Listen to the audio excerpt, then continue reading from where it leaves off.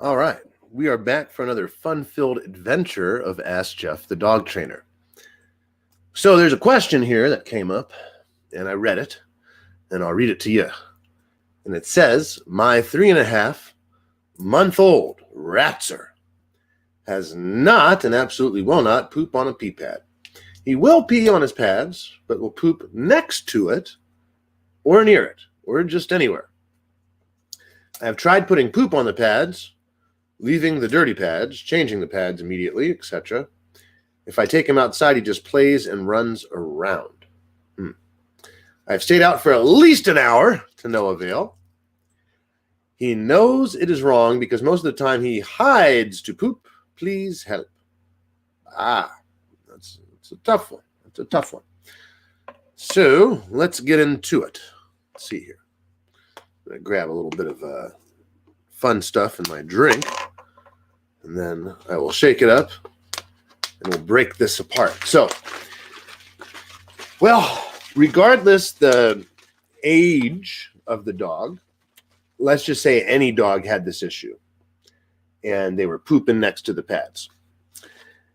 The reason, more often than not, is we're using pee pads, and we should be using poop pads.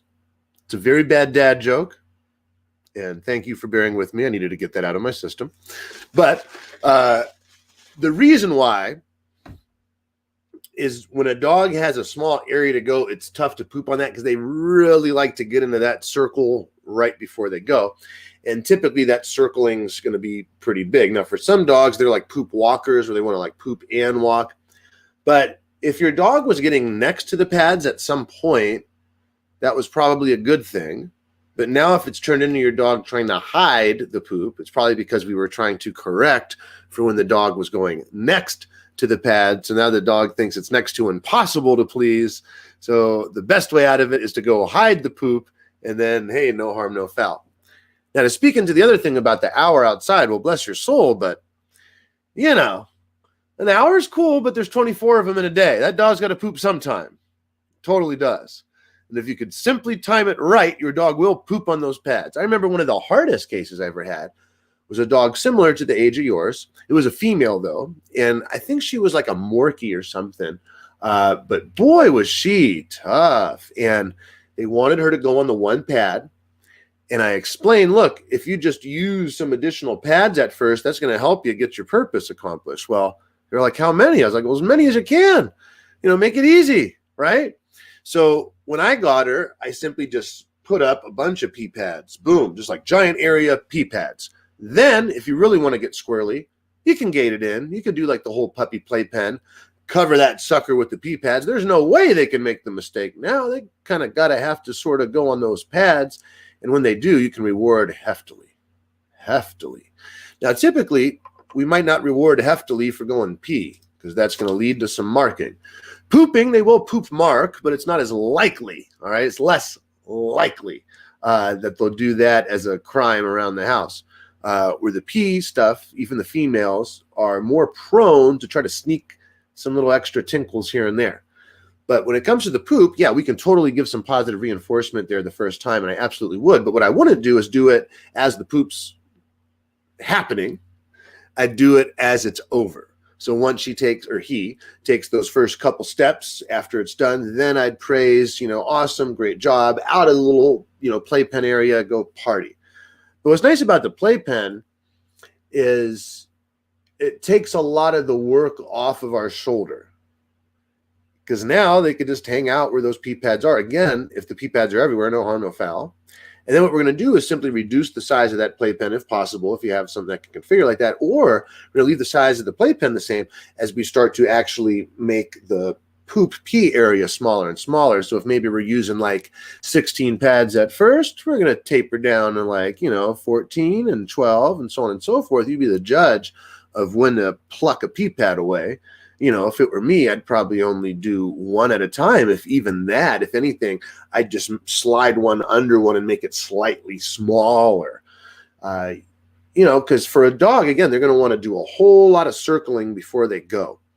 Now, I will encourage that, and sometimes I'll actually put them on a leash and walk them in that pee pad circle for a while. And then same thing, I'll reduce till eventually I'm just standing there and they're spinning on that one pad and then poop right on the center, because that's what we're going for. Now, if they hit the corner or edge or next to it at first, okay, you might not want to give that a treat if they missed, but you certainly wouldn't want to discipline for that, I'd say. That's pretty darn close. If anything, I'd expand that area and then start to shrink once we're hitting home runs. The other thing I do is not give the opportunity to have the mistake. And so instead of being outside for an hour, coming in, and then the mistake happens, how about, if we're doing outside even, let's bring that pee pad out there, poop pad, whatever. So that way, in case the dog does go, we can try to slip one under. But you want to work on actually getting the poop from the dog on that pad instead of after. Now, when you're doing after, if you're leaving a little bit of it on the pad, you want to be careful. It's not much. And I mean, what's a little amount? We're talking like smaller than a paperclip. Like, you do not need to have a large amount. Like, this is more than necessary. Why? Because a dog's sense of smell is amazing. It is, especially in this department. So you don't need a whole lot. And the more that's there, the more likely they are to poop off the pad, unfortunately. So again, that's why having like a pretty big area at first of pads is a much better plan of attack. Now, I'll tell you a story real quick that's 100% relevant to this. It's about housebreaking. It was the dead of winter, and I was just a very, very young dog trainer starting out. And I had just started some sort of like, I'll keep the dog and train it for you program. And so these people I didn't know, of course, dropped off their dog. And I'm like, okay, yeah, blah, blah, blah, talk. And they're like, aren't you going in? And I'm like, yeah, we can go in if you want, but I'm going to be coming right back out here. They're like, why? I said, I'm not going in my house till this dog pees and poops outside. And they were like, well, you might be out here for a while. I was like, yep. And so sure enough, I was out there for a really long time. And sure enough, that dog peed and pooped, because that's the thing. What goes in has to come out. Now, how long can they strike for? I don't know, 2-3 days maybe. I doubt they'll go that long, right?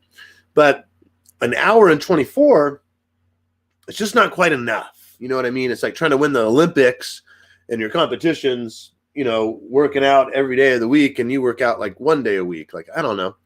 Your competition probably has an unfair advantage. So that hour, think if you did 2 hours or 3 or 4, like, you're going to start doubling, tripling, quadrupling your success rate. But going back to the gated area, even if it's a tiny room where you cover that whole thing, saturating the pee pads, that's going to give you the home run. And you can try, like, hey, do you want to go? No. Okay, let's go do some stuff. So your dog's not sitting in the pee pad area. Okay, it's been about 15 minutes. Let's try again. Okay, did you go potty yet? No? Okay, well, keep you on a leash. Let's walk around the house together. Oh, you look like you're getting ready to go. Okay, on the pads. Boom, they went. Okay, say nothing. They took 2 steps. Okay, awesome. Boom. Lots of love, lots of praise. You're ready to rock.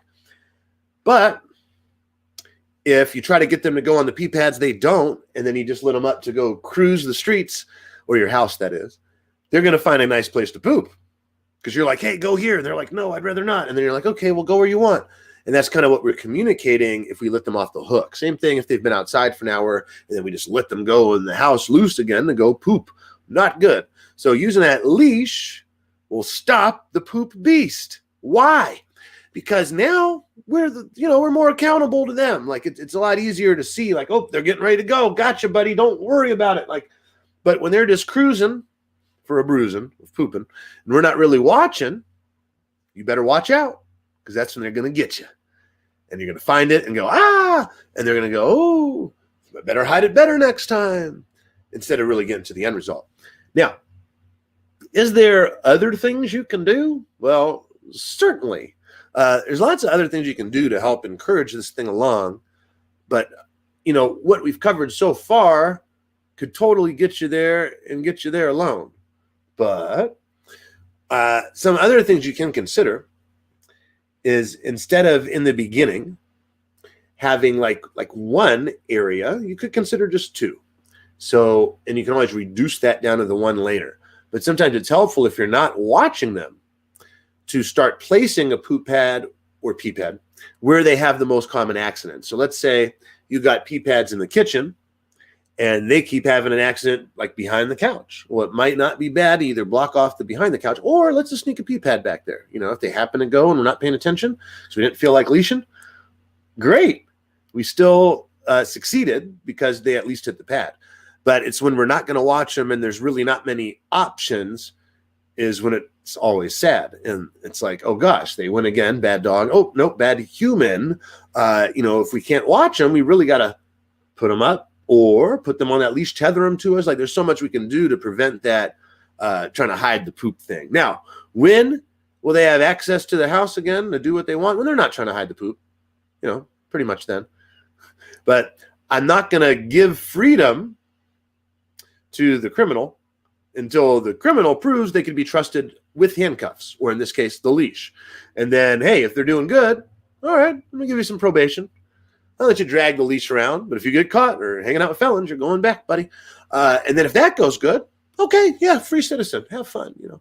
But a lot of times we start the exact opposite. Hey, dog, free citizen. Oh, you're making some mistakes. Here, let me put you in jail. Okay, you know, free citizen again. Oh, you made some mistakes. And then it like creates that recidivism, and it just happens like over and over. So I strongly recommend to everyone that's having this issue is use that leash. And yes, I'll give you a tissue. It's not fun for everyone. Like it'll make you want to cry. Sometimes I don't want to leash my dog. I feel bad. That's okay. You're teaching your dog. You don't got to feel bad about that. It would just be like, you know, passing your baby to a babysitter or putting it in a crib when you can't watch the baby. Like, you know, people don't sweat that. So don't feel bad just because you took an animal that's not human into your home to treat it humanely. Sometimes you're doing it a disservice if you're not helping them through this learning process. And so the way we want to do that is speak with clear, concise communication. And there's nothing more clear than, hey, you're on this leash. They're like, why? It's because you keep pooping in my house, silly. Hey, you pooped on the pad? Bingo, bango, you're free to go, at least for however long it is in between poop cycles. Because if they poop every 10 minutes, they might not be free too long. But if they poop every, 5 hours, okay, cool. As soon as they hit that poop, I can now allow some off-leash freedom as long as they're hitting the pee pads with the pee. Is that making sense? I hope that it is. So anyway, if there's any questions on that or you need some follow-up, let me know. But I do have an entire housebreaking course that is built just for you if you're having issues. And if you're interested in that, feel free to reach out to me. You could reach out to me at ciadogtraining@gmail.com. And you just send a little email there and say, Jeff, tell me about that housebreaking 101. And then I'll send you a little linky poo, and then you don't have to worry about the pee and poo in the house no more. So since I've been teaching the housebreaking thing, the only time it's not worked for someone if they didn't work it. And so I'd be like, well, what are you doing? And they're like, well, A, B, C, and D, exactly like you said. I said, well, wait, run me through it. What exactly are you doing?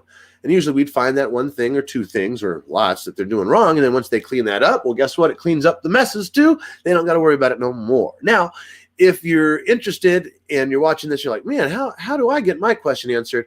Make sure you join the free group on Facebook, Ask Jeff the Dog Trainer. And in there, if you post a question, then I'll make a video like this giving you an answer. All right. I will see you next time.